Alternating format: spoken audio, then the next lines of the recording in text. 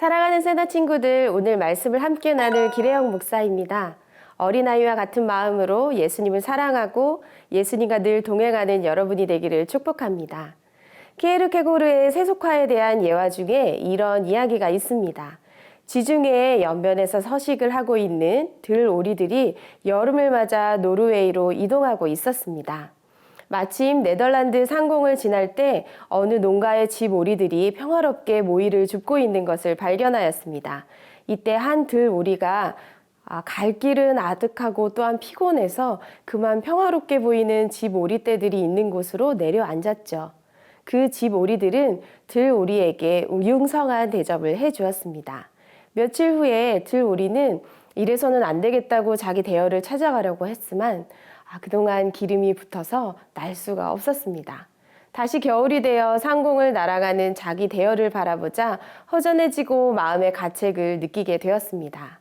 그러나 해가 거듭하면서 양심의 가책도 없어지고 얼마 되지 않아 아이의 관심조차 갖지 않고 집오리가 되어 있었다는 이야기입니다. 영적인 세계도 마찬가지입니다. 한순간의 방심은 우리의 정체성을 점차 무뎌지게 만들고 얼마 안 가 큰 패배로 이어지게 만들 수 있습니다. 곰팡이가 금세 음식물 전체에 퍼지는 것 같이 아주 작은 영적 무딤을 허용하는 순간 죽음을 이끄는 화가 될 수 있습니다. 죄의 씨앗, 악의 씨앗은 남겨두지 않는 것이 좋습니다. 지극히 작은 것조차 하나님의 자녀를 변질시킬 수 있기 때문입니다. 오늘의 말씀 제목은 흔적도 남지 않도록입니다. 본문 말씀을 함께 나누겠습니다. 오늘의 말씀은 신명기 13장 12절에서 18절입니다. 만약 네 하나님 여호와께서 내게 주어 살게 하시는 그 성들에 대해 들리는 소문에 사악한 사람들이 너희 가운데 일어나 그 성 사람들을 잘못 이끌며 우리가 가서 모르는 다른 신들을 섬기자고 한다면 너는 자세히 묻고 살펴서 만약 그 말이 사실이고 이런 가증스러운 일이 너희 가운데 정말 있었음이 밝혀지면 너는 그 성에 사는 모든 사람을 반드시 칼로 쳐서 죽이고 그 안에 있는 모든 것과 그곳의 가축을 칼날로 완전히 죽이라. 그 성에서 빼앗은 것을 다 거두어 광장 한가운데 모아놓고 그 성과 모든 빼앗은 것들을 너희 하나님 여호와께 번제로 모두 다 드려라.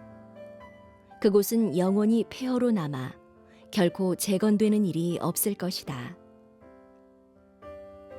그 심판당한 것들 가운데 어느 것도 너희 손에 남겨두지 말라. 그러면 여호와께서 너희에게서 그분의 그 무서운 진노를 돌이키실 것이다.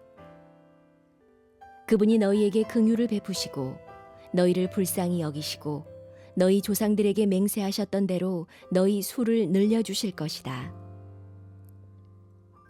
너희가 여호와의 음성을 듣고 오늘 너희에게 명하시는 그분의 모든 명령을 지켜 그분이 보시기에 옳은 일을 하면 그렇게 될 것이다. 하나님은 약속의 땅을 주시면서 이스라엘 백성의 믿음이 변하지 않는 한 지속될 영원한 복을 보장하셨습니다. 하나님은 이스라엘이 약속의 땅에 들어갔을 때 누가 무엇으로 유혹하더라도 미혹되지 말며 그들을 따르지 말라고 경고하십니다. 어제 말씀에 이어 오늘 본문에도 반복해서 우리가 알지 못하던 신들을 섬기자라는 유혹이 등장합니다. 우상 숭배의 유혹을 반복해서 강조하는 것은 이스라엘 백성이 실질적으로 그 유혹에 빠지기 쉬운 상황이었기 때문입니다. 13절에서 15절 말씀을 함께 읽도록 하겠습니다.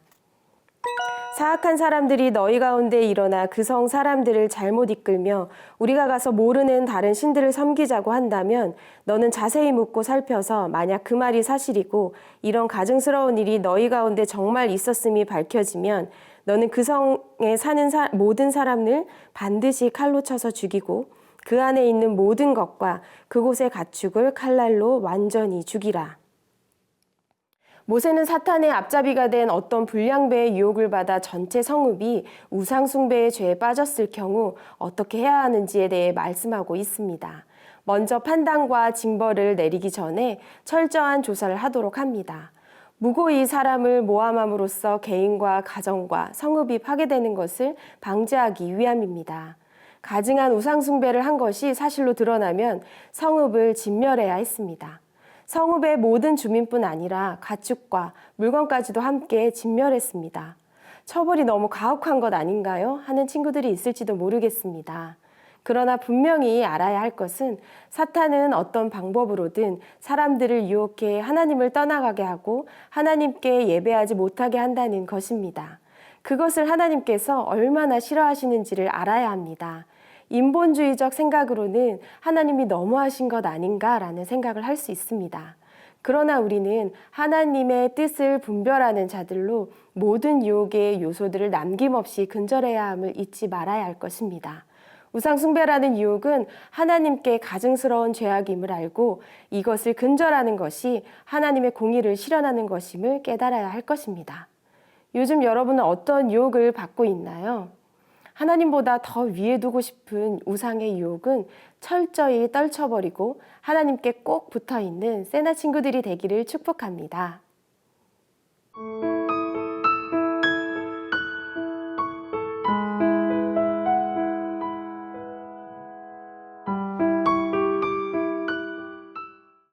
본문 16절, 18절을 함께 읽겠습니다. 그 성에서 빼앗은 것을 다 거두어 광장 한가운데에 모아놓고 그 성과 모든 빼앗은 것들을 너희 하나님 여호와께 번제로 모두 다 드려라. 그곳은 영원히 폐허로 남아 결코 재건되는 일이 없을 것이다. 너희가 여호와의 음성을 듣고 오늘 너희에게 명하시는 그분의 모든 명령을 지켜 그분이 보시기에 옳은 일을 하면 그렇게 될 것이다. 우상 숭배에 빠진 성읍에 대해서는 우상 숭배 당사자뿐 아니라 성읍의 모든 생명, 탈취한 전리품에 이르기까지 진멸해야만 했습니다. 하나님은 그 성읍의 모든 것을 광장에 모아놓고 많은 사람이 지켜보는 가운데서 불사르라고 하셨습니다. 그것은 하나님께 바친다는 의미였습니다. 어느 누구도 손댈 수 없습니다. 그분께서 구별하신 것에 손을 댄 사람이 여호수아서에 나오죠. 여리고 성 함락 때 각종 탐나는 좋은 물건을 숨겨두었던 아간입니다. 그는 하나님께 바친 것에 손을 대었다가 모든 소유물뿐 아니라 가족과 함께 멸망당했습니다. 하나님께서는 악을 흔적도 없이 남김없이 제거하십니다. 지극히 작은 탐심도 거룩한 백성을 변질시킬 수 있습니다. 하나님 보시기에 정직을 행하면, 즉 하나님이 주신 말씀에 순종하면 하나님께서는 진노를 그치시고 긍휼히 여겨주십니다. 약속하신 복을 주십니다. 이것이 신명기에서 약속하신 주제되는 말씀입니다. 인간 행위의 선과 악, 의와 불의는 우리가 판단하는 것이 아닙니다. 하나님께서 판단하십니다. 믿는 자들은 사람들의 의견과 시대의 흐름에 따라가는 것이 아니라 하나님의 말씀을 믿고 순종하며 유혹과 관련된 모든 것을 끊고 오직 하나님만 사랑하고 섬겨야 합니다. 하나님의 자녀로 명예를 지킬 수 있도록 하나님 보시기에 정직하게 행하며 말씀에 순종하는 여러분들이 되기를 축복합니다. 함께 기도하겠습니다. 하나님, 그 어떠한 것도 하나님보다 앞서는 죄를 범치 않도록 인도하여 주시옵소서. 우리에게는 유혹이 참 많이 찾아옵니다. 거짓된 것, 탐심, 물질, 내 삶의 유익이라는 우상이 나를 지배하는 것이 아니라 하나님의 성품이, 하나님의 말씀이 나를 사로잡도록 인도하여 주시옵소서. 예수님의 이름으로 기도합니다. 아멘.